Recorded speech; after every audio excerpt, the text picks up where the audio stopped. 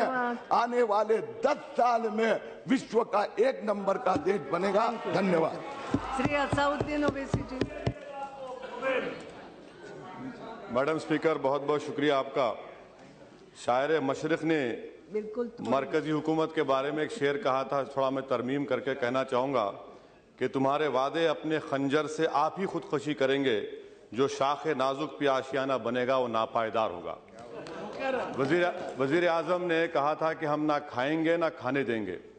तो मैं हुकूमत से आपके ज़रिए से इस बात का मुतालबा करना चाहूँगा कि क्या वो एक ऐसा कानून बनाएंगे या मौजूदा जो प्रिवेंशन ऑफ मनी लॉन्ड्रिंग कानून है उसको तरमीम करके इस बात को उस कानून में शामिल करेंगे कि अगर किसी हिंदुस्तानी के बैरून मुल्क में, फॉरेन मुल्क में अकाउंट्स होंगे तो वो उसका अपने इनकम टैक्स में दिखाएंगे और कंपनीज का नाम दिखाएंगे, और अगर नहीं दिखाते हैं तो उसको प्रोसीड्स ऑफ क्राइम करार देंगे, उनके प्रॉपर्टीज को, असासे-जात को जब्त किया जाएगा, कॉन्फिस्केट किया जाएगा।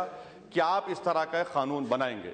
दूसरी बात मैं आपसे जरिए से पूछना चाहूंगा मैडम स्पीकर, वो ये है कि हमारे मुल्क में सरमायादार जो है हमारे सियासी निज़ाम पर कब्जा कर चुके हैं, वो हमको यरगमाल बना चुके हैं, खास तौर से 2 बड़ी कौमी जमातों को।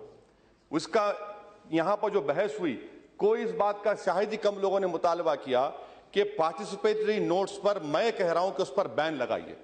सबसे बड़ा खतरा इस मुल्क की सालिमियत को इन पार्टिसिपेटरी नोट्स से है, और मॉरिशस से पैसा यहां पर आता है, कोई ये नहीं पूछता कि भैया वो किसका पैसा है, कौन इसका पैसा है, इसका नाम क्या है, और यहां पर आकर पार्क कर दिया जाता है।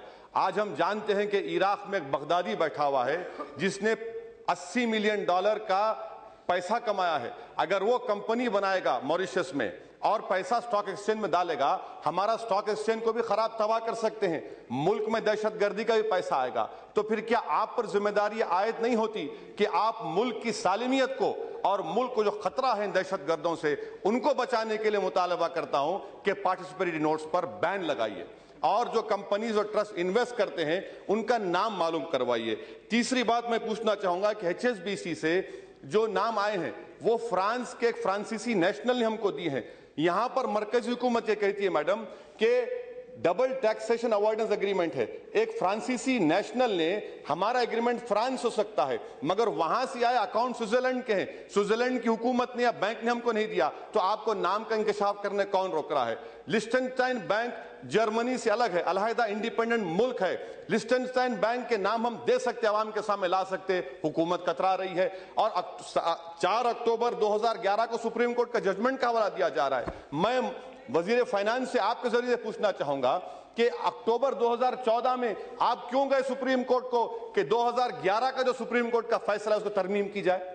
क्या सुप्रीम कोर्ट ने नहीं कहा था पैराग्राफ नंबर 56 में, 71 में, 72 में कि ये तमाम चीजें गलत हैं, आप नाम दे सकते? मेरा 5वां मुतालबा हुकूमत से यह है कि अभी हमारे मुंबई से जो सांसद है बड़ी अच्छी बात कह रहे थे, मैं आपके जरिए पूछना चाहूंगा मैडम कि सिंगापुर में बायोमेट्रिक्स नामी कंपनी ने सिर्फ 45 लाख का अकाउंट खोला सिंगापुर में। ICICI बैंक ने उसको बगैर कोई कोलैटरल के 6,500 करोड़ का लोन दिया, और 2011 में 6,500 करोड़ रुपये यहां पर हिंदुस्तान को आया। किस कंपनी में गया? जो KG D6 में हमारी गैस तलाश कर रही है। वहां से सिंगापुर के हाई कमीशन लेटर लिखा 2011 में कि मालूम करिए इतना बड़ा पैसा आ रहा है। क्या यह हुकूमत जो वादा करती है, ऐलान करती है कि हम ना खाएंगे ना खाने देंगे, क्या वो गोदावरी में KG D6 में जिन्होंने पैसा खाया, मुल्क का पैसा है, क्या उनके खिलाफ एक्शन लेंगे आप? मैडम, अगर मैं गाड़ी के लिए लोन अप्लाई करता हूं तो ICICI बैंक मुझे लोन नहीं देता, उसके पास ना कोई ऑफिस, ना कोई कोलैटरल, ना कोई इक्विटी, 6,500 करोड़ का लोन दे दिया गया। मेरा 5वां पॉइंट हुकूमत के आपके जरिए है मैडम कि आज हमारे वजीर आजम और बहुत सी बड़ी जमात के लोग एक बहुत बड़े सरमाएदार के एयरक्राफ्ट में फिरते हैं। क्या यह बात गलत है कि SIT ने कहा है कि इस सरमाएदार की जो पावर कंपनी के जो इक्विपमेंट थे, इसने गलत ओवर प्राइसिंग करके 9,000 करोड़ का टैक्स दिखाया, जबकि सिर्फ 3,000 करोड़ के टैक्स थे। 5,500 करोड़ कहां गए मैडम? क्या हमारे वजीर आजम उसके एयरक्राफ्ट में बैठना बंद कर देंगे? क्या हमारे बरबसरे जमात के लोग उसको दूर कर देंगे? अगर आप ऐसा कर सकते हैं तो जरूर करिए। मैं आपके जरिए से पूछना, हो गया वजीर आज़म पढ़ने के रास्तों पर। मैडम देखिए मेरी बात, निशिकांत दुबे उस ओहदे में नहीं निशिकांत दुबे साहब, मैं अदब से कह रहा हूं मैडम, उनके जरिए से मैं फकीर आदमी हूं, मैं खलंदर हूं, मैं रोड पे चलने वाला हूं, आप हवाई जहाज में उड़ने वाले हैं भाई, उड़िए, हम कहाँ हैं मैडम। नहीं, मैं अपनी बात को खत्म कर रहा हूं मैडम। ये दो अहम मिसालें आपके सामने दे रहा हूं, KG-D6 का और ये पावर कंपनी का। ये आपके लिए चैलेंज है। अक़वाम मुत्तहिदा के, यूनाइटेड नेशन का जो कन्वेंशन है, आर्टिकल 14, 23, 40, 46, 52, क्या आप इसको शामिल करेंगे? या आप मुल्क को गलत बावर करा रहे हैं? आखिरी बात मैडम, हमारे हिमाचल प्रदेश के रुकने पार्लियामान ने कल कहा था करप्शन के बारे में। मैं उनसे पूछना चाह रहा हूं, भैया IPL का क्या है? IPL क्या है? ये IPL क्या है? ब्लैक मनी का हिस्सा नहीं है? IPL को क्यों नहीं बर्खास्त करते? सुप्रीम कोर्ट में मुडगल रिपोर्ट आई, मरकजी हुकूमत ने क्या जवाब दिया? कुछ जवाब नहीं दिया।